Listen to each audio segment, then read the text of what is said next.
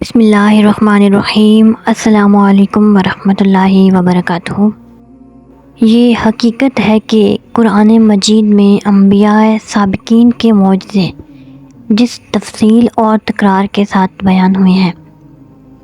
حضور علیہ الصلاۃ والسلام کے معجزے اس تفصیل اور تکرار کے ساتھ اس میں مذکور نہیں۔ اسے ایک طرف تو مخالفین اسلام نے یہ نتیجہ نکالنا چاہا ہے کہ نعوذ باللہ پیغمبر اسلام علیہ السلام کی ذات پاک اس عطیہ الہی سے محروم تھی۔ دوسری طرف اسلام کے عقل پرست فرقے کو اس سے یہ دھوکہ ہوا ہے کہ اسلام نے خوراک عادت کے ظہور سے انکار کیا ہے، کیونکہ جب اس کے نزدیک خاتم الانبیاء صلی اللہ علیہ وآلہ وسلم کی زندگی ان سے خالی تھی تو گزشتہ انبیاء کے سوانح میں جو اعجاز نظر آتا ہے وہ بھی سمجھنے والوں کے لیے وہم کا قصور ہے۔ قرآن مجید میں آپ صلی اللہ علیہ وآلہ وسلم کے تمام معجزات کا تفصیلی ذکر کیوں نہیں ہے؟ تو دوستو، واقعہ یہ ہے کہ دیگر انبیاء کرام اور حضور علیہ الصلاۃ والسلام کے معجزات اور آیات و دلائل میں جو اختلاف منظر نمایاں ہے اس کے متعدد وجوہات اور اسباب ہیں جن پر ان کوتاہ بینوں کی نظر نہیں پڑی، اس لیے وہ مختلف قسم کے شکوک و شبہات میں گرفتار ہو گئے۔ اس اختلاف منظر کی پہلی وجہ تو یہ ہے کہ ہر شخص جس نے قرآن مجید کا پورے غور سے مطالعہ کیا ہے، اس کو سمجھا ہے، وہ تسلیم کرے گا کہ اسلام نے نبوت کی تصدیق کے باب میں ظاہری اور مادی معجزات کو وہ اہمیت نہیں دی ہے جو خصوصیت کے ساتھ عیسائی مذہب اور اس کے مقدس صحیفے میں نظر آتی ہے، بلکہ وہ انسانوں کو زیادہ تر غور و فکر، فہم و تدبر، سوچ اور سمجھ کی دعوت دیتا ہے اور نبوت کی اندرونی خصوصیات اور روحانی دلائل کو ایمان و تصدیق کی بنیاد قرار دیتا ہے۔ اس بنا پر اس کے لیے اپنے پیش کرنے والے کی سچائی کے ثبوت میں اس کے خوارق اور معجزات کو تفصیل اور تکرار کے ساتھ ہر جگہ پھیلانا اور دہرانا اس کے اصول کے خلاف تھا۔ چنانچہ اسی کا نتیجہ ہے کہ اسلام ان گمراہیوں سے پاک رہا جن کی تاریکیوں کے پردے میں عیسوی مذہب کا نور چھپ کر رہ گیا ہے۔ دوسری وجہ یہ ہے کہ گزشتہ انبیاء علیہ السلام کو جو نشانیاں ملی تھیں وہ چند محدود، دگنی ہوئی اور متعین شکل میں تھی۔ اس لیے قرآن مجید کو جب کبھی ان پیغمبروں کی نشانیوں کی طرف اشارہ کرنا ہوتا ہے تو خواہ مخواہ ان کے انہی چند حیرت انگیز واقعات کو بار بار دہرانا پڑتا ہے، اور اس کی تفصیل و تکرار سے کوتاہ بینیوں کی نگاہوں میں ان پیغمبروں کی یہ نشانیاں اجاگر ہو کر نظر آتی ہیں۔ اس کے برخلاف حضور صلی اللہ علیہ وآلہ وسلم کو جو نشانیاں عطا ہوئی وہ اس قدر متنوع، مختلف اور غیر محدود تھی کہ ان کے تذکرے کے وقت ایک ہی نشانی کو بار بار پھیلانے اور دہرانے کی حاجت نہ تھی۔ اس لیے یہ دلائل محمدی قرآن مجید کے سینکڑوں صفحات کے مختلف گوشوں میں اس طرح بکھرے ہوئے ہیں کہ دوسرے انبیاء کے معجزوں کی طرح وہ اجاگر اور نمایاں ہو کر کم سوادوں کو نظر نہیں آتے۔ تیسری وجہ یہ ہے کہ گزشتہ مباحث میں پوری تفصیل کے ساتھ گزر چکا ہے کہ اسلام کی تعلیم یہ ہے کہ ہر قسم کے معجزات اور خوارق اور نشانیاں پیغمبر کی قوت اور اختیار سے نہیں بلکہ خدا کی قدرت اور اس کے ارادہ و مشیت سے ظہور پذیر ہوتی ہیں۔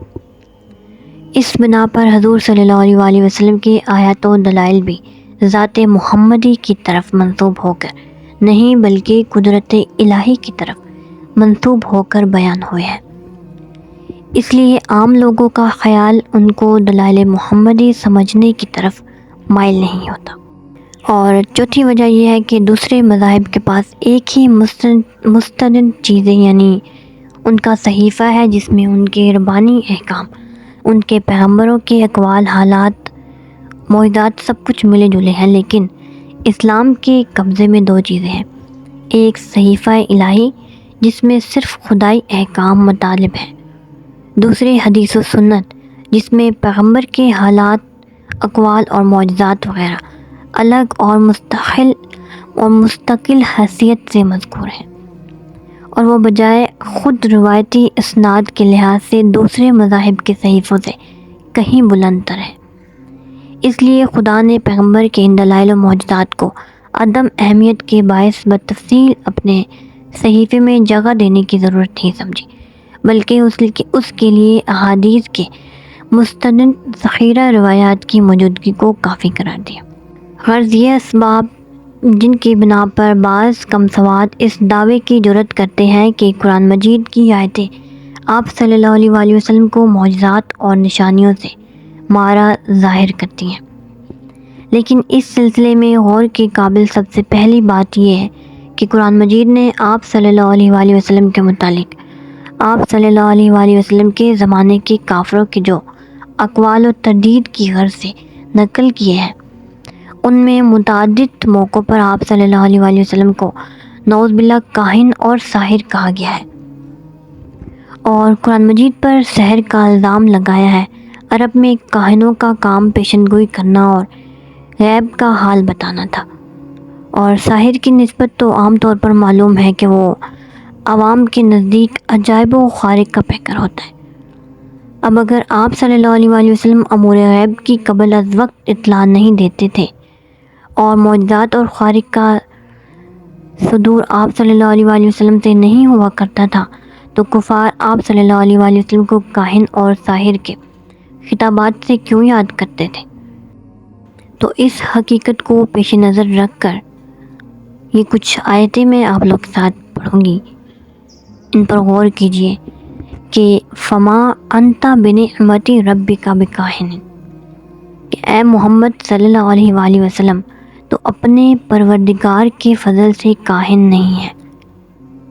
ولا بقول کاہن، یہ قرآن کسی کاہن کا کلام نہیں۔ حضور صلی اللہ علیہ وآلہ وسلم کو خطاب کر کے خدا کفار قریش کا حال بتاتا ہے۔ وَإِذَا رَأَوْا آیَةً يَسْتَسْخِرُونَ وَقَالُوا إِنْ هَذَا إِلَّا سِحْرٌ مُبِينٌ، جب وہ کوئی نشانی دیکھتے ہیں تو مذاق اڑاتے ہیں اور کہتے ہیں کہ یہ تو کھلا جادو ہے۔ اس آیت سے صاف ثابت ہے کہ کفار کو جو نشانیاں نظر آتی تھی وہ ان کا مذاق اڑاتے تھے اور ان کو جادو کہتے تھے۔ اس سے معلوم ہوا کہ آپ صلی اللہ علیہ وآلہ وسلم کی خارق عادت نشانیاں ان کے مشاہدے میں آتی تھی، اور دوسری آیتوں میں بھی سحر کی نسبت آپ صلی اللہ علیہ وآلہ وسلم کی طرف کفار کی زبان سے کی گئی ہے۔ سورہ زخرف کی آیت نمبر 3 ہے، اور جب ان کے پاس سچی بات آئی تو انہوں نے کہا یہ تو جادو ہے اور ہم اس کو نہیں مانتے، اور انہوں نے کہا کہ یہ قرآن مکہ اور طائف کے کسی بڑے آدمی پر کیوں نہیں اترا۔ سورہ احقاف کی آیت نمبر 1 ہے کہ حق کے منکروں نے جب ان کے پاس حق آیا تو کہا کہ یہ تو کھلا جادو ہے۔ اسی طرح اور بھی بہت سی آیات مبارکہ ہیں جس سے یہ صاف ظاہر ہوتا ہے کہ جو واقعات ہوتے اور جو معجزات ہوتے اس کی بنا پر وہ کفار قریش جو تھے وہ آپ صلی اللہ علیہ وآلہ وسلم کو کاہن، ساحر اور جادوگر وغیرہ کہتے تھے۔ اور کفار کی ان باتوں سے یہ بھی ثابت ہے کہ آپ صلی اللہ علیہ وآلہ وسلم کی ذات ببرکات سے کچھ تو مافوق العادات باتیں ظاہر ہوتی تھی، جن کی تعبیری کہانت اور جادوگری کے الفاظ سے کر کے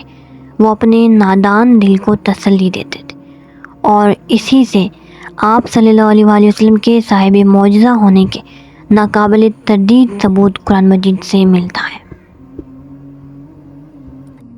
اس اجمالی ثبوت کے بعد ضرورت ہے کہ ہم حضور صلی اللہ علیہ وآلہ وسلم کی ان آیات و دلائل کے بکھرے ہوئے موتیوں کو جو قرآن مجید کی اوراق میں منتشر ہے خاص ترتیب کے رشتے میں منسلک کر دے کہ وہ نمایاں ہو کر نگاہوں کے سامنے آ جائے۔ تنوع کے لحاظ سے یہ آیات و دلائل 3 قسم کے ہیں۔ ایک تو کفار کی ہدایت، دعوت اور مسلمانوں کی مزید ایمانی تسلی کے لیے معجزانہ نشانیاں۔ دوسری مصیبتوں کی گھڑیوں میں تائیدات غیبی کا ظہور، اور تیسری وہ